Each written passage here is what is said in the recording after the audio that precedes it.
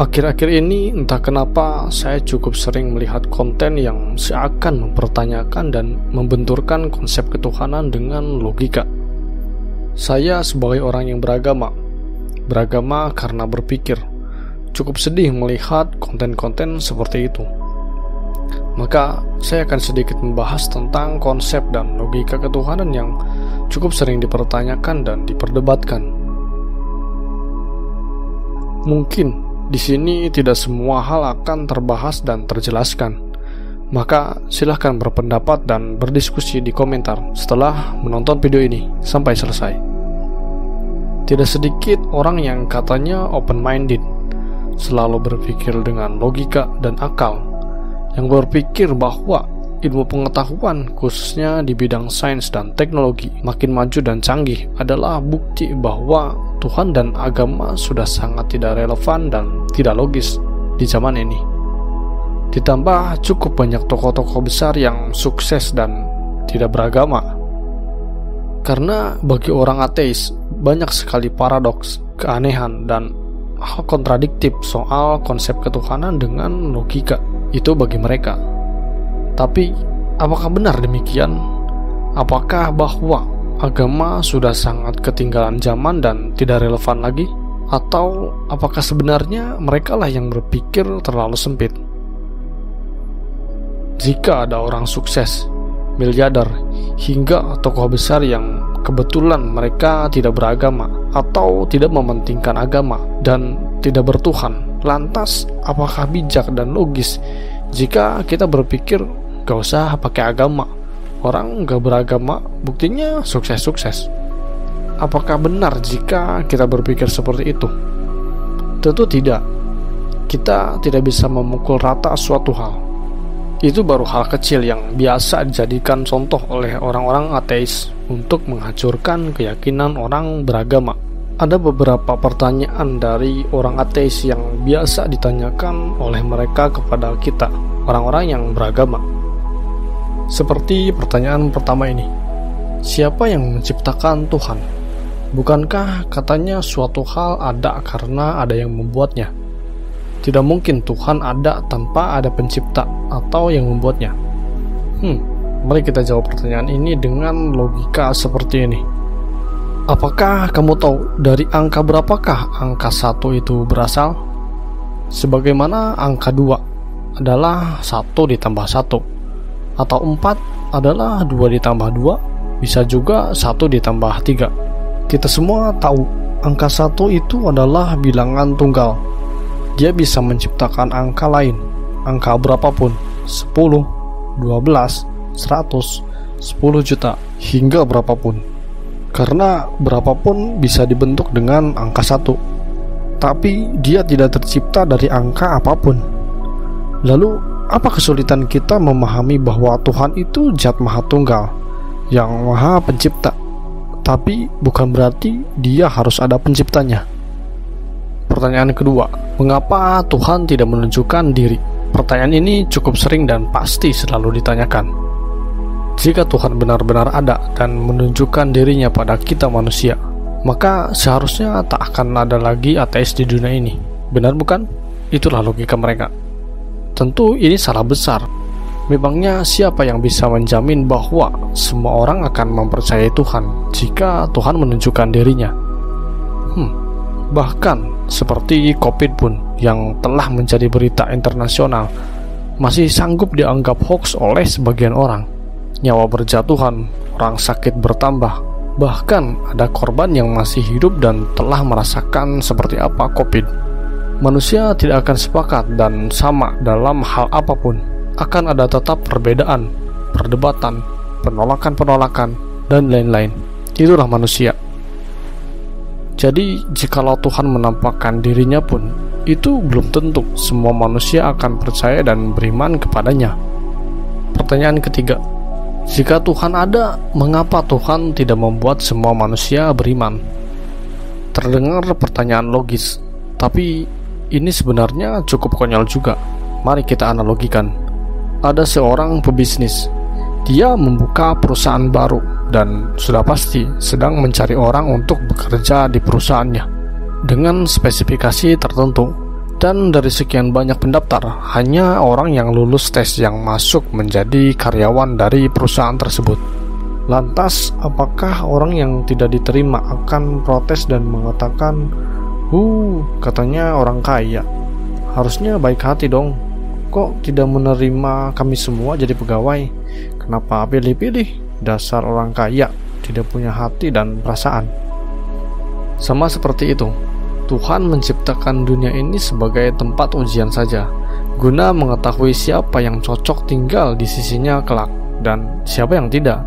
Tuhan menciptakan manusia sebagai makhluk yang memiliki kehendak sendiri, kehendak bebas, bebas untuk berbuat, dan bebas untuk berpikir. Dan ini juga menjawab tuduhan bahwa jika Tuhan menciptakan segalanya, berarti Tuhan menciptakan kejahatan juga dong. Tentu ini keliru. Hal buruk seperti kejahatan dan lain-lain itu adalah efek dari perilaku massal manusia yang memiliki kehendak sendiri, dan khususnya pada suatu hal yang tidak baik, dan dampaknya muncullah hal-hal buruk seperti kejahatan dan kerusakan. Karena manusia memiliki kehendak sendiri, sudah pasti akan ada manusia yang berperilaku tidak baik. Ada suatu kisah, seseorang yang diajak berdebat dan ditantang untuk membuktikan keberadaan Tuhan. Singkat cerita dan waktu, pertemuan sudah diatur dan hari pertemuan sudah tiba. Seseorang ateis sudah datang lebih awal dan menunggu cukup lama. Tetapi seorang yang beragama itu belum tiba, padahal waktu sudah lebih dari jadwal yang sudah ditentukan. Singkat waktu, akhirnya orang itu datang, dan pemuda ateis itu langsung berkata dan menegurnya dengan kata-kata, "Pasti kamu takut dan bingung membuktikan tentang keberadaan Tuhan kan? Hingga sampai terlambat seperti ini." Pemuda beragama itu menjawab, "Oh, tentu tidak. Tadi ketika saya berangkat dan hendak menyeberangi sungai, tiba-tiba jembatan di sungai ambruk dan saya menunggu cukup lama. Hingga tiba-tiba ada pohon tumbang dan akhirnya pohon itu membentuk perahu dengan sendirinya dan akhirnya saya bisa menyeberang dengan perahu itu." Tentu, orang ateis ini langsung tertawa terbahak-bahak karena menganggap orang ini sudah gila. Lalu pemuda beragama itu bertanya, "Kenapa kamu tertawa?"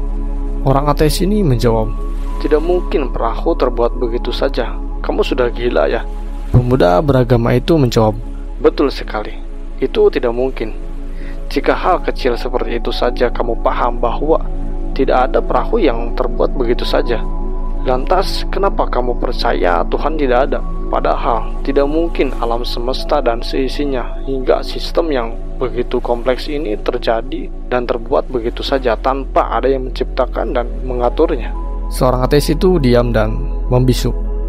Logika lainnya adalah, jika kamu masuk pada sebuah ruangan yang kosong dan di sana ada gelas yang berisi air, lalu ada orang yang mengatakan bahwa air di gelas itu datang dengan sendirinya, tentu kamu tidak percaya kan?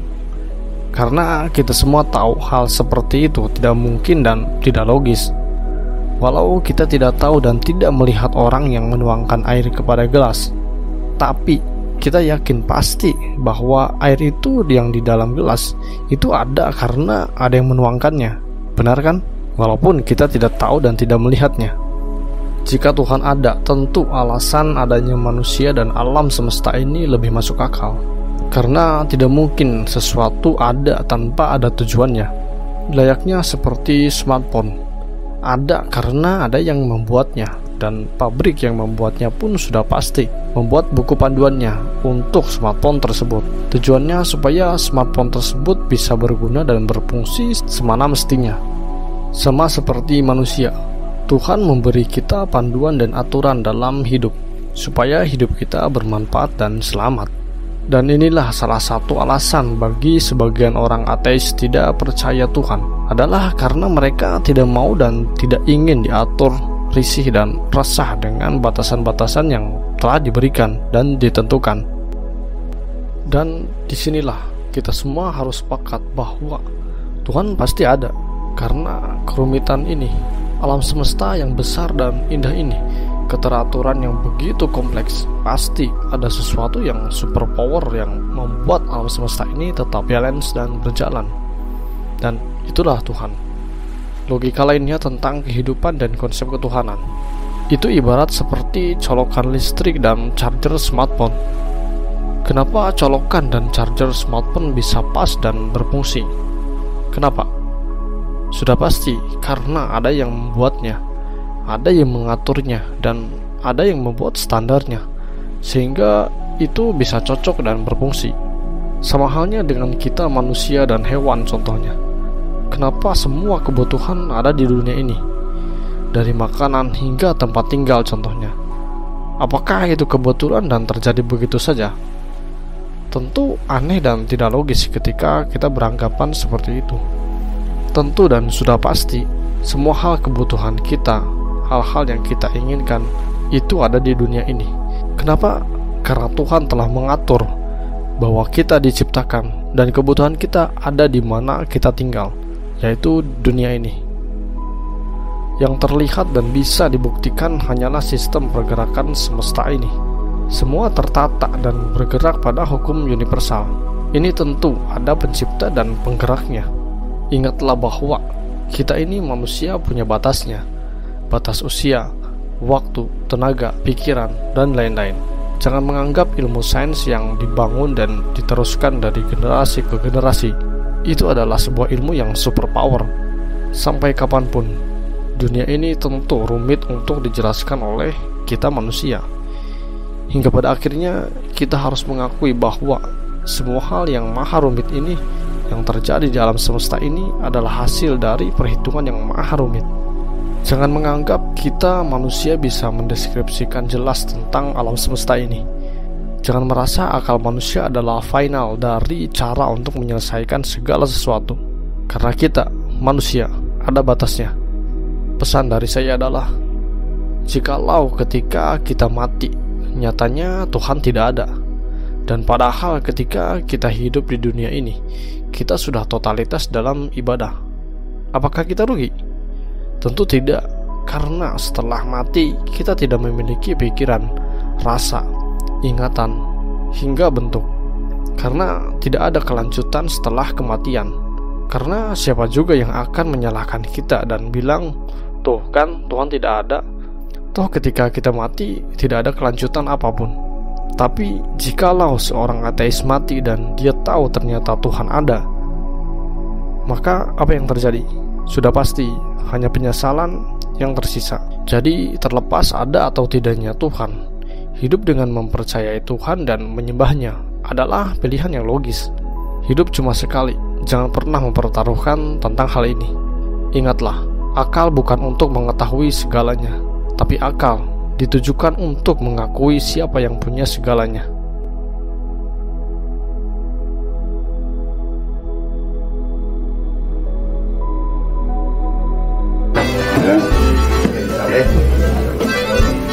Hazle una limpiecita por acá y ya vamos a hacer esto.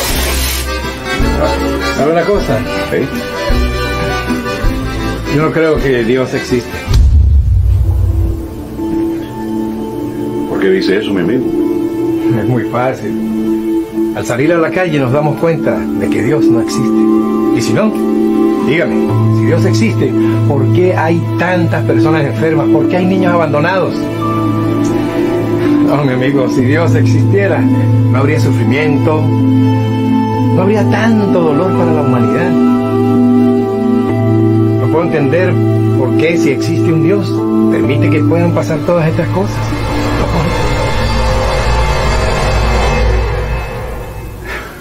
Bueno, Que tenga buena. hasta la próxima, ¿eh? Hasta luego, señor Luis. Lo propio.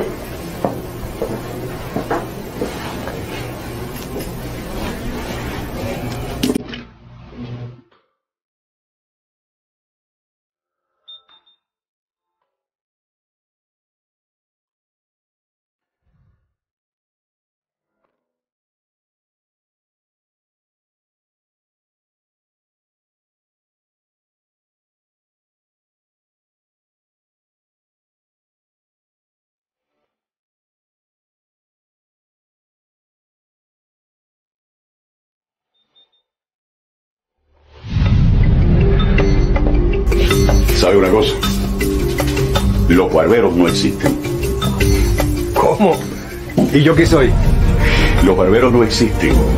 Porque si los barberos existieran, no habría personas con el pelo tan largo como el de este hombre. Los barberos sí existen. El problema es que esas personas no vienen hacia mí. Exacto. Ese es el punto. Dios sí existe. Lo que pasa es que las personas no van a Él. Por eso, mi amigo, hay tanta miseria y dolor en el mundo.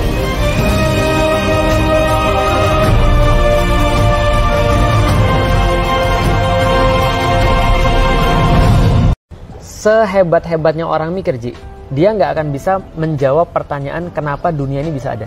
Sehebat-hebatnya dia, sekeren-kerennya teori dia, tapi kejadian dunia ini terlalu rumit untuk bisa dijelaskan oleh manusia.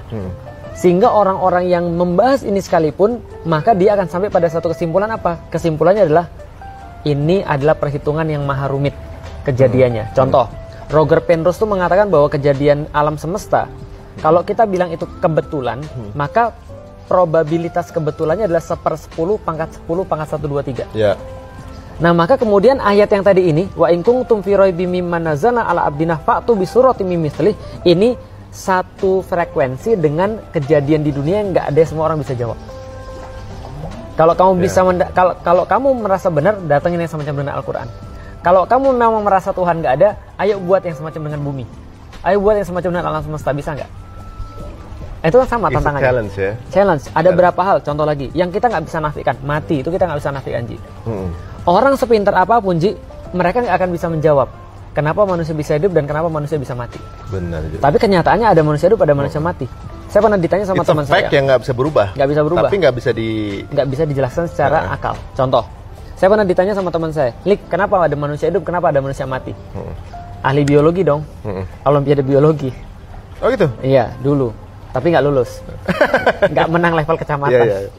Tapi karena saya udah belajar biologi, saya bisa jawab. Jawaban saya adalah karena mereka punya jantung.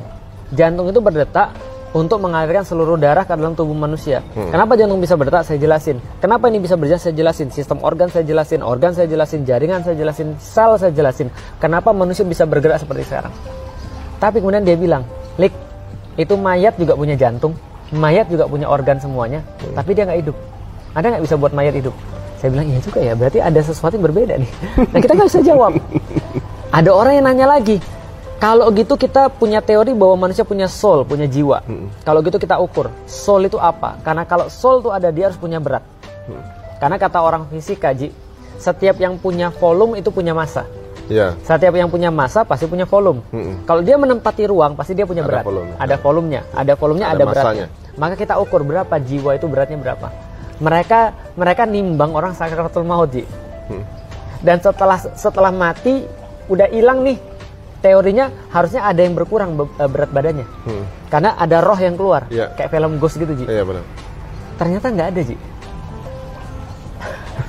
Jadi apa yang menghuni manusia sehingga manusia bisa hidup? Kita nggak tahu. Ini semua dijelaskan sama yang tadi. Kalau kamu bisa mendatangkan semacam dengan Al-Quran, kamu benar.